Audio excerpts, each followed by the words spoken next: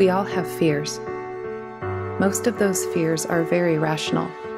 Heights, spiders, death. But there's one fear that we all have in common, and it's the most powerful fear of all. The fear of being seen for who we really are on the inside. So most of the time we build walls around us or wear masks so that we can hide the things that we're afraid to let people see. And as our lives go on, we find that we're becoming a lesser version of our true selves. But what if there was a place where you could just be real? What if God could use your past to help someone's future? What would happen if you started to reveal the true you?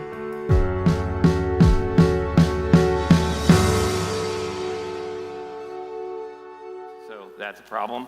And it just throws me off. But there was this other time we were in here. Did you notice when we got off clapping, we were on the wrong beat or on the wrong tempo?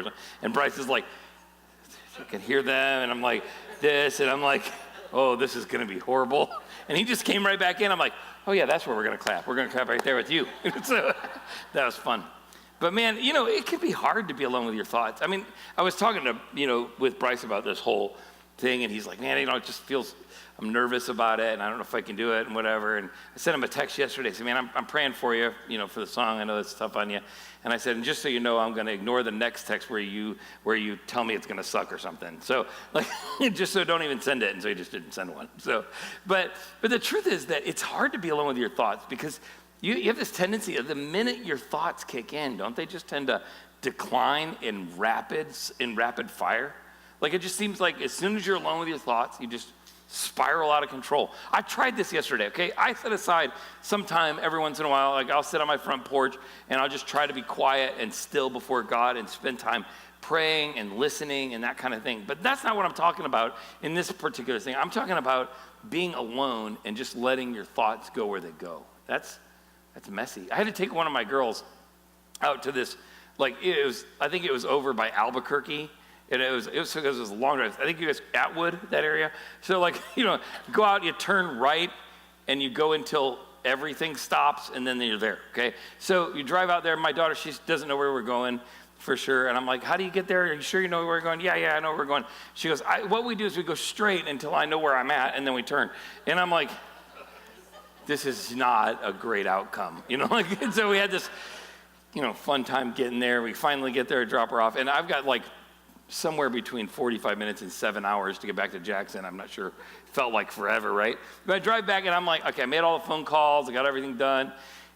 I'm like, yeah, I'm going to try this, sit in silence thing. I'm just going to try and just see what happens, whatever. So we're driving. I'm driving by myself and I just turn the radio off, total quiet.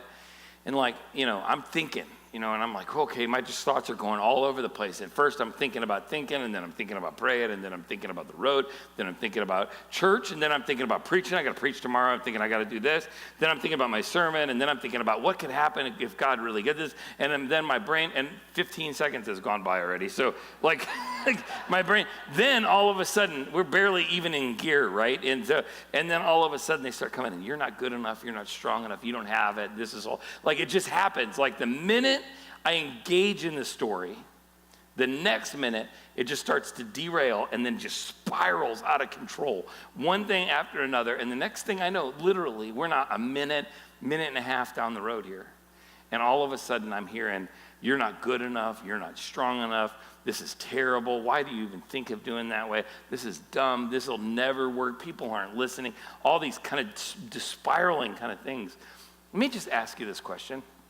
How much thought are you giving what you think? How much thought are you giving to what you're thinking? What goes through your head has a value. How much thought are you giving to what you're thinking in your head? It matters. I made a list of just some things that, are important things that go through your mind. Now, this is the kind of stuff that goes through all of our minds, right? The things that we think, every one of us, in our mind's thoughts, just in the things that come into and out of our minds, we're constantly asking questions and answering them about love and marriage and relationships, right? Everybody has those thoughts, right? Everybody thinks about the value and intentions of other people. She said this, and I know she meant that, and this is what she is, and this is who she is. She's not this, he's not that, he's good for that, I'm not good for that. All those kinds of things, right? We all think about love, marriage, relationships. We all think about the values and intentions of other people. We all think about the values of our own, right? Our own value. What we look at when we see in the mirror. Do you give thought to the content that goes through your head? Are you thinking about what you're thinking about? I know that's kind of like a mind-blowing kind of question, but consider this. Your mind thinks about morality, what's right and wrong. You have like a thought in your head about, oh, this is right because I feel like it's right, or I think this and I think this and I think this. Are you thinking about what you're thinking? Because these are some pretty big topics. And we haven't even started dealing with the big ones, right? We haven't even started thinking about what we think about God. We haven't even started thinking about what we think about God and does he love me? Love, marriage, relationships, money, your value, the value of other people, morality, right? All these things just swim around in our heads. In an average day, we justify or don't justify or choose to do something or don't choose to do something because of what swims around in our mind. How much thought are you giving to what you're thinking? Because here's the thing that we have to consider in this process. Is that we're not the only ones that are interested in what we think. We've been talking about this for several weeks. We started a series 4 weeks ago. We're finishing it today called True You.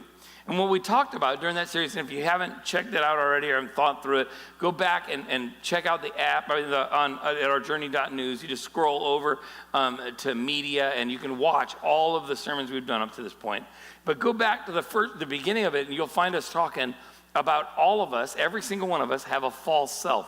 The person that we put on outside of who we really are. It's the fake me that protects the real me that's inside. And we talked about that and talk about having it revealed and then wanting to see it healed. And then the next week we started talking about how your story, no matter how it reads, is safe here. If you're new, you don't know this, but we're here. We talk about this pretty much every week at some point. You have questions about the group of people that are around you, and I have questions too. Just kidding. No, like how? Seriously, that's your idea? No, I'm just kidding. But like, you have questions, we do too. But every single person in this room, we are not a group of people, right?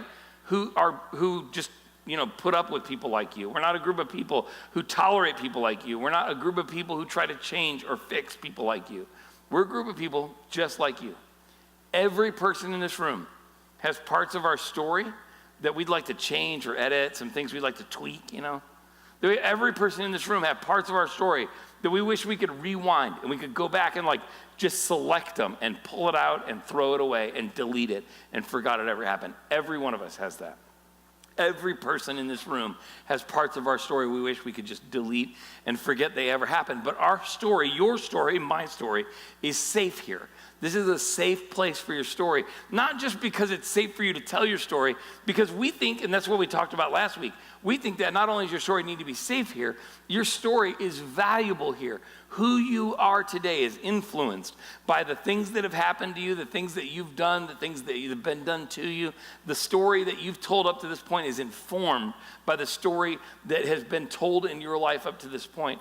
So it's important. If you're going to find healing, if you're going to find freedom, if you're going to find how to reveal and heal the true you, then you're going to need to engage in your story because your story is important here. Now listen, you're not the only one who's interested in what you think because God has a vested interest in what you think, the things that go on in your mind, because the gospel is valuable to us. Now listen, most of the time in church, we have a tendency to really diminish what the gospel is. Most of the time when we talk about the gospel, he presented the gospel. He told me about the gospel. Usually what we're talking about is about 3 days of Jesus' life, right? It's about Friday, called Good Friday, to Easter Sunday. When we talk about the gospel, most of the time what Christians mean is they're talking about the point where he died for our sins, he was in a grave for 3 days, and then he rose again and he's no longer in the grave. That's most of what we're talking about. I want you to know something. That's not the gospel. That's a very small part of the gospel. The gospel, the word means good news. Jesus' whole life, all of his life, and his ministry after it, our story is good news. Our story is the gospel, because the same gospel that saves you is the same gospel that keeps you and heals you. It matters that we understand that this big story plays out. God has invested an awful lot to care about what you think about. Because according to Romans chapter 12, this is a pretty powerful little passage I have tattooed on my arm. It's good stuff. It says this: "And now, dear brothers and sisters, I plead with you to give your bodies to God because of all that he's done for you." Now, I want to get something straight. He's not saying you owe God your body, right? He's not saying, hey, God did this for you, and now you got to do this for him, because it's kind of like a trade-off. That's not what he's saying. He's saying in view, in fact, another translation says, in view of God's mercy, offer your bodies as living sacrifice. Now, what he's saying is because, like as a response to what God is, we don't live in an ethic like a debtor. Like we don't run around going, God did this for me, I owe him my life. God did this for me, I owe him my life. That's not our story. We're not in debt to God. We serve and love and give our bodies as living sacrifices because of his great love. It's our response. In fact, he says it's the legitimate reaction. It's our realistic worship. It's the only legitimate response, is to say, God, you did this for me. I can't wait to follow you. You love me that much. I can't wait to be near you. You're amazing. And so that's what he says. He says that we've got to give that place to him. And then he says, this is where we're going to focus our attention, is verse 2. Don't copy the behaviors and the customs of this world, but let God transform you into a new person by changing the way you think. Now listen, the church is really good at do not conform to the patterns of this world. They're really good. In fact, a lot of you kind of came from the same background I do, where you're like, did he just play a not Christian song at church? That was 21 Pilots. Are 21 Pilots Christian? Do they qualify? Is that Christian music? Because if it's not Christian music, we can't listen to it in church. Then this doesn't count, and then I got to find another church to go to, and they only got so much of the weekend left, right? Like, you feel that tension? Okay, this is I got to check them out. Like, here's the deal. We love to like take part of this verse out and then just yell and scream this part of the verse. Don't conform to the patterns of this world. Now, if I heard that once, I heard it a million times, and it usually was attached to, you can't wear those clothes, you can't have that hairstyle, and you can't listen to that music. That's generally speaking what was happening. I grew up in a church that was, well, my hair is just now short enough to keep them happy, right? Like, they were always, it was the 80s when it was cool to have long hair, and, I grew up in the land of the mullet, and I was always trying to grow it out, and they're like, yeah, cut that hair, because if you want to go to church here, it was crazy. I remember a guy came to church with a guy, it was like, coming to church every week. He was a biker, had real long hair, wore biker clothes every week. He did not fit into our church at all, right? He came up every week, sat down, he just think, and one day during the invitation, because you know how it was, maybe you grew up in this church too, every sermon, it didn't matter what it was about, could turn the corner and we'd talk about like walking down an aisle, and he'd get out in front, and we'd sing Just As I Am until everybody's legs got tired and somebody went down just so we could go away. But he was singing Just As I Am, and the biker gets out, and I'm like, yes, this is awesome. It's unbelievable. Even then, I remember thinking, this is amazing, right? And he went down or whatever, and the next week, I was so excited. Where's the biker? Where's he at? I'm like, I don't see him. Where'd he go?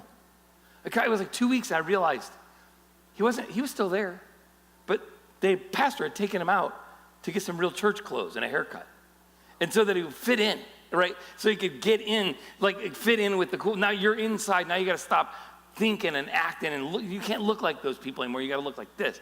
And that's how we do. We love to take this out of context.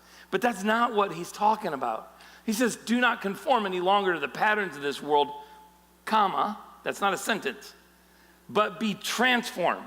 What he's talking about here isn't trying to fit in. What he's talking about here isn't our look or our clothes or our music. What he's talking about here is our transformation. He's talking about how transformation happens. Don't conform to the patterns of this world. The patterns of this world think that what we think in our head is just something we need to change, right? The patterns of this world tell us, and you know this is not brain surgery, right? That you walk up to a mirror and you don't like what you see, what do? You go change what you see.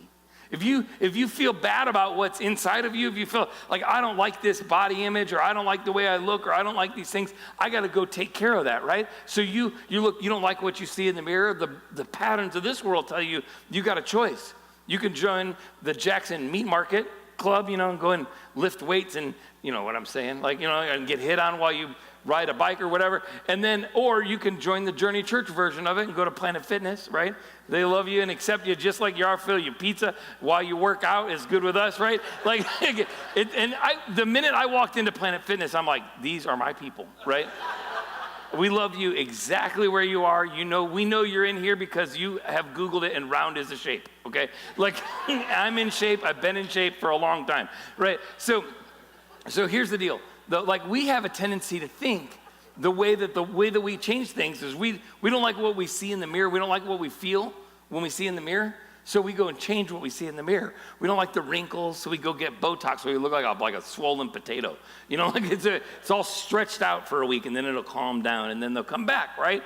And the way the world does things is that we look at the outside and try to change the inside. But you know this, right? No matter what you do, you cannot work out enough to change how you feel about you. You can't get enough Botox to change the fact that you're not as young as you were yesterday. You can't fix the outside and hope to get to the inside. That's the way the world manages sin, too.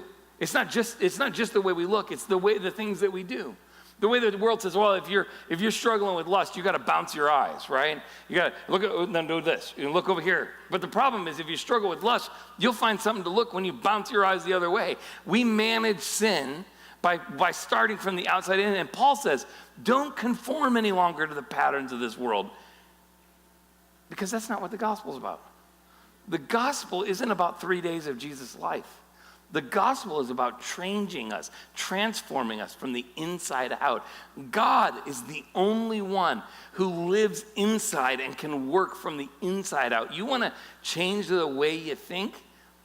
That's what Paul says. Don't conform any longer to the patterns of this world, but be transformed by the renewing of your mind, or by changing the way you think. The way we think is so important, because transformation happens in our minds. Now, I want us to understand something. I'm not talking about our brains. There's a difference between mind and brain.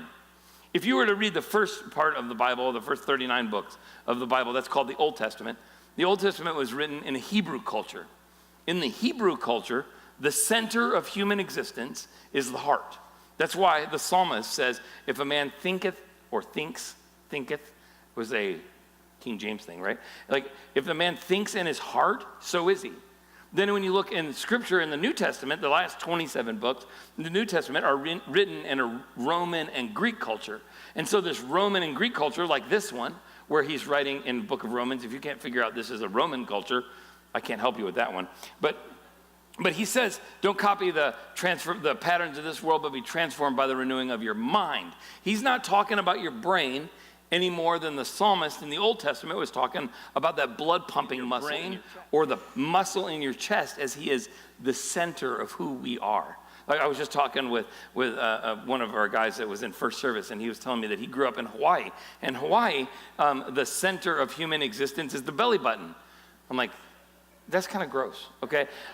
But it's a little gross. But we're connected to life through our belly button. And I'm like, this didn't start out good, and it's getting worse. And so, that's the center of human existence for them. It's a cultural thing. The reality is, what God wants to deal with is the center of who we are. When we're talking about changing our minds, it's not just our brains. It's not the synapses and the gray matter in our head. And it's not the blood in our chest. It's the center of who we are. The heart and the mind are different than the brain and that blood pumping muscle in your chest. So here's the thing that we have to understand. Our minds, our thoughts, are vital parts of who we are. According to Dallas Willard, our thoughts are where we make our first movements toward God. That's amazing to think about, right? I mean, the first moment that you felt like any pull or tug or tension, you didn't feel it in your big toe, you didn't feel it in your earlobe. You thought about it. You considered it. Should I? Shouldn't I? Do I want to walk with him? Do I love this Jesus thing? Does it make sense to me?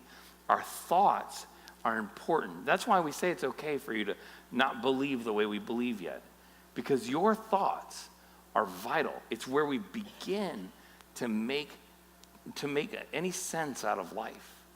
And you see this every day. I don't have to tell you this stuff. You see it when you look in the mirror. You feel it when your depression kicks in, your anxiety, your struggle. All of those things kind of center in this whirlwind of our thoughts.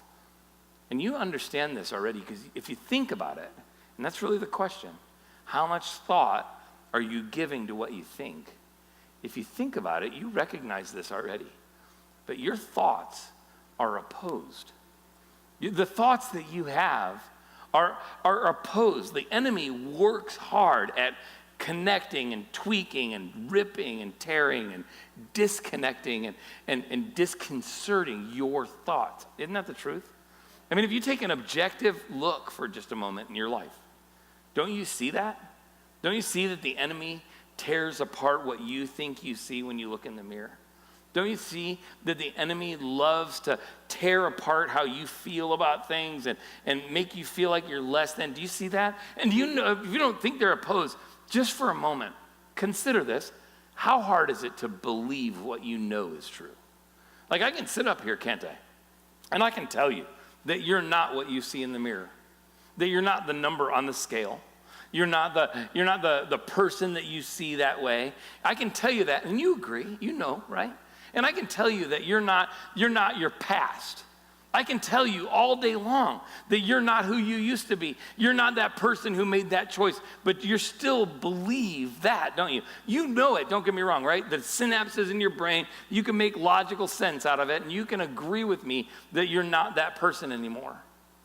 How hard is it to believe? There's the difference between your brain and your mind, by the way. Because in your brain, you know that that's the truth. You know that you're a daughter of the King. You know that you're beautiful. You know that you're a son of God. You know that you're strong and you're capable because of all of who God is in you. And you know that information in your head, right? But it's pretty hard to believe in your life, isn't it? Because your thoughts are exposed. And here's the deal. The enemy's been at this longer than you are. He's been tearing you apart far longer than you've been trying to put it all back together. He's been working to dismantle and disrepair and disengage and tear apart every single thing you think about yourself for much longer than you've been alive. For generations, the enemy has been at work setting you up for the despair that you feel right now. He's been at this for a long time. He's been at it longer than you've been trying to get healing from it. He's been at your depression. He's been after your addiction. He's been after your feelings of insecurity. He's been after your anger. He's been after your lust. He's been working at this far, far longer than you've been at trying to figure out how to heal it. That's why it's so difficult. Everything you do is opposed. Now, most of the time when I talk about spiritual warfare, everybody kind of just goes, oh, I don't know what to do now. This is freaking me out. You have one or two responses, right? You're either like, I don't know what to do. It's kind of crazy and weird, and I don't know what to think about it. And so you just kind of shut it off, right? Like, I don't know, I'm a little bit freaked out about it. Or you start painting pictures, like paintings, where there's like two warriors above your head, and they're doing something up here and kind of freaking out. It feels kind of ethereal, doesn't it?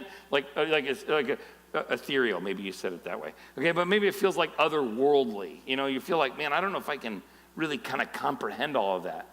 But that's not what Paul has to talk about. He talks about us fighting this real battle with our minds. In fact, he says this in 2 Corinthians. In first service, I couldn't find this stuff very well, so I marked it better this time. In 2 Corinthians 10, 3-5, he says this: we are human, right? I always, when they say silly things like that, I'm like, yeah, for real. Yeah, we're obviously human. But sometimes we need to be reminded of that. We fight a human battle in my real life, in my real mind's eye, like as I work this out, what I think it matters, and how much thought am I giving to what I think. We are human, right? But we don't wage war as humans do. We use God's mighty weapons and not worldly weapons to knock down the strongholds of human reasoning and destroy false arguments. It's the same thing he talks about in the Roman letter when he says, don't conform any longer to the patterns of this world, the thought processes, the assumptions, or how does he put it here, to destroy false arguments or human reasoning. He says, listen, we don't battle that the way the world does things with human weapons. We're not running around cutting them down with a sword. We battle with God's weapons, right? And he says this, to knock down the strongholds of human reasoning and destroy false arguments. Every single one of us have those false arguments sneaking up in our head, telling us those thoughts of insecurity, all that stuff. We destroy every proud obstacle that keeps people from knowing God. How many times has your identity and who you are kept you from helping people to know Jesus? How many times has it kept you from knowing Jesus? I don't know. I just don't feel like I'm worthy. I don't know that I can really accept Jesus and walk with him because I just feel like what I've done is unforgivable. Man, we got to knock that junk down, right? That's what he's saying here. You and I have to take that part of our life seriously. How much thought are you giving to what you're thinking? Let me ask you this question. There's probably more than 1 or 5 or 10 people in this room who said, man, I would love to volunteer and be a part of what God's doing at Journey. I'd love to serve in our kids ministry. I'd love to help with this, or I'd love to do those things. I would love to, but I just feel like I'm too busy, or I'm not really good enough. Or maybe what if somebody asked me a question about the Bible and I didn't know the answer, and you just feel crippled by that stuff, don't you? Who do you think that comes from? We have to do what he says here. We have to battle the things that keep people from coming to know Jesus. That matters. And so he tells us really quickly, and this is the thing that's so important for us. There's a practical point in here. He says this at the end of it. He says, we have to destroy every proud obstacle that keeps people from knowing God. We capture their rebellious thoughts and force them, teach them to obey Jesus. Bring them into submission. It paints this picture that's powerful. It's not a simple thing where you go, just capture the thoughts as they come in and kind of bat them away. He says, capture them and mold them and teach them, to force them, compel them to obey. Because understand something, the way we go about transformation doesn't work. Transformation is an active battle. You'll either take prisoners or you'll be one.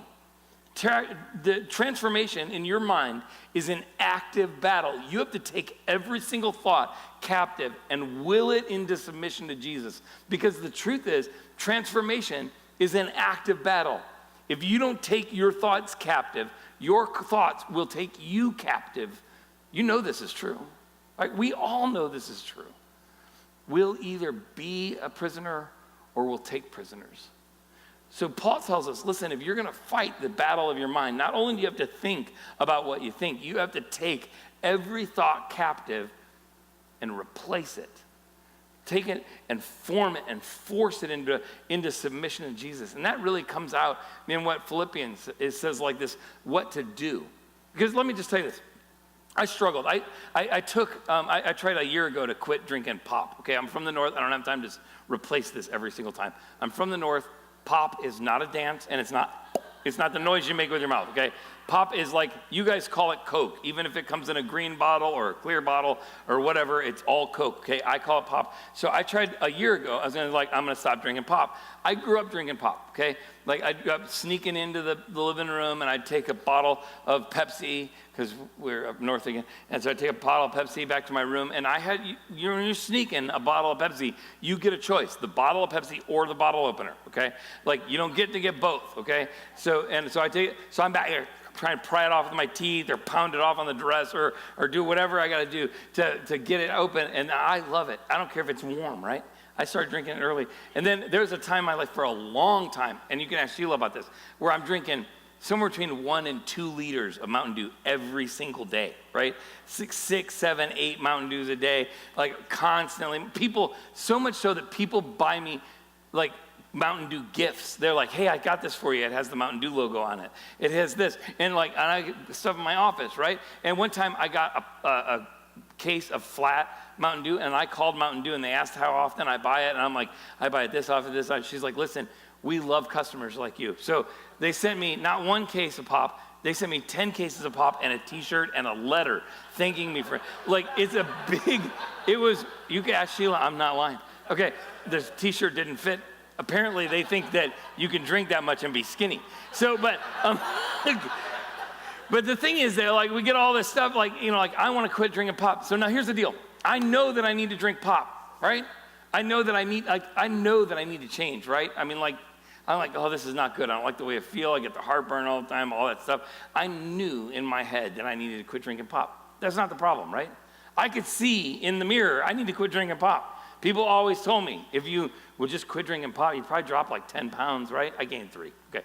So, they know that I know it. I can see the thing. It's all logical, right? And when I wasn't thirsty, I didn't have any trouble, right? It was no big deal to not drink pop when I wasn't drinking something, right? The hardest problem for me drinking pop was like switching out of this when we sit down at a meal. I'm going,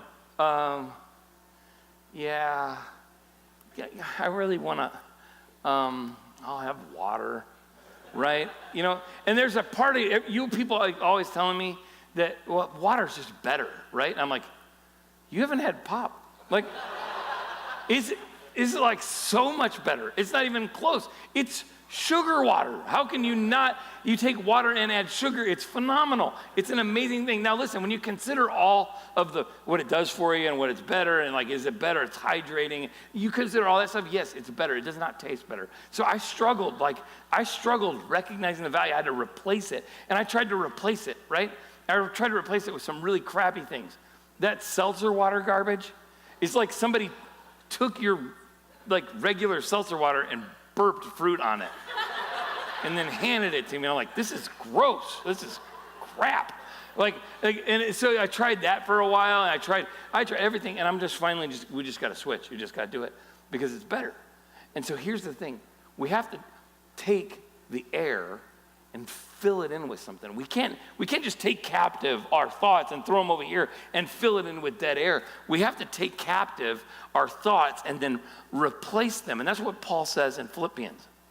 Another church where he writes them in Philippians chapter 4, and he tells them in verse 8, he says that, and now, dear brothers, one final thing, it's kind of like this talk. One final thing, fix your thoughts on what is true and honorable and right and pure and lovely and admirable. Think about things that are excellent and worthy of praise. Think about these things.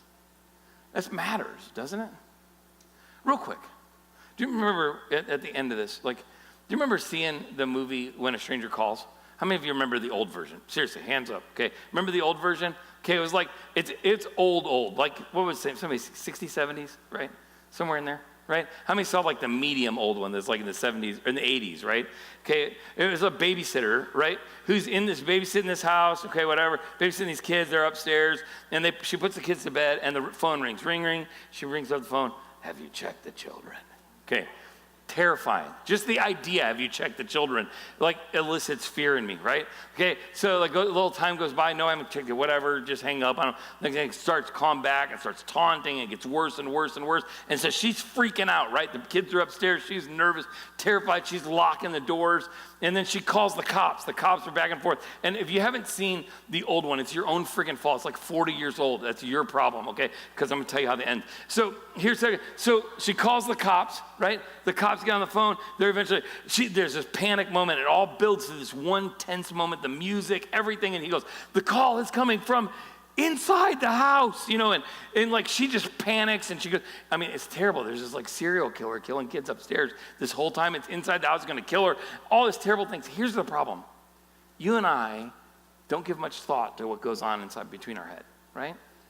The worst part about our thoughts going unchecked is the attack that the enemy brings comes from inside the house. It's all coming from inside. The enemy isn't out here trying to get in. He's not trying to you can't just put up this hedge outside because he's already in here. You and I have to fight actively against depression, anxiety, against our struggles with porn, lust, and anger. We have to fight those things because transformation is all about change. Change that has to happen in here. That you and I have to give more thought to what we think. We have to choose to take every thought captive and will it into submission to Jesus, because ultimately we'll either take prisoners or we'll be one. Let me just challenge you with a couple of next steps. That Philippians verse is a great place to start. Philippians 4:8. Just memorize Philippians 4:8 this week. I mean, it won't take you very long. It's not a very long verse. Just take you a couple of minutes. Just memorize that and say it over and over to yourself when you're struggling. Think about things that are good and right, pure and honorable. And just focus your heart on that and remember to remind your heart to listen to that as much as your brain does, right? The second thing is I want to just tell you, I can't tell you enough about how much this would help you. Celebrate Recovery on Thursday nights is not about addiction recovery. I mean, sure, there are people there who are recovering from their addiction. Maybe it's to pop, right? But like there are people there who are struggling through their addiction recovery, through meth, through drugs, through all kinds of drinking, everything, all kinds of stuff. But here's the deal. Most of the stories are not that. Most of the people are just regular old everyday hurts, habits, and hang-ups. Sure, we all have hurts, habits, and hang-ups. Every last one of us. There's not a single person in this room that hasn't experienced something they've been hurt by. There's not a single person in this room who hasn't been betrayed or had somebody be angry at them or had something swimming around their head that they've just struggled with. We all have hurts, habits, and hang-ups. And I can't tell you enough how valuable it is on Thursday night. Not because it's a cool crowd of people. It is, right? It's a cool crowd of people. It is a great environment. And not because it's loving and accepting. It is all of those things. Not because there's no judgment. It is no judgment zone. But that's not the reason that you can be changed there. It's because there's a systematic approach to addressing the way we think and beginning the process of not only revealing the true you, but asking Jesus to heal the true you. Man, it's great living in freedom. I just challenge you to consider it. Let's pray together. Jesus, we're thankful to you. We're thankful that your word gives us so much to live by, so obvious things that we can do to take thoughts captive that come into our minds. So Jesus, we just ask for the power of your Holy Spirit, the boldness that comes from you, from your presence in us, to overwhelm those thoughts and will them into submission to you. So Jesus, we just ask that you'd focus our hearts on the things that you would have for us to find healing and transformation. God, we ask that in your name. Amen.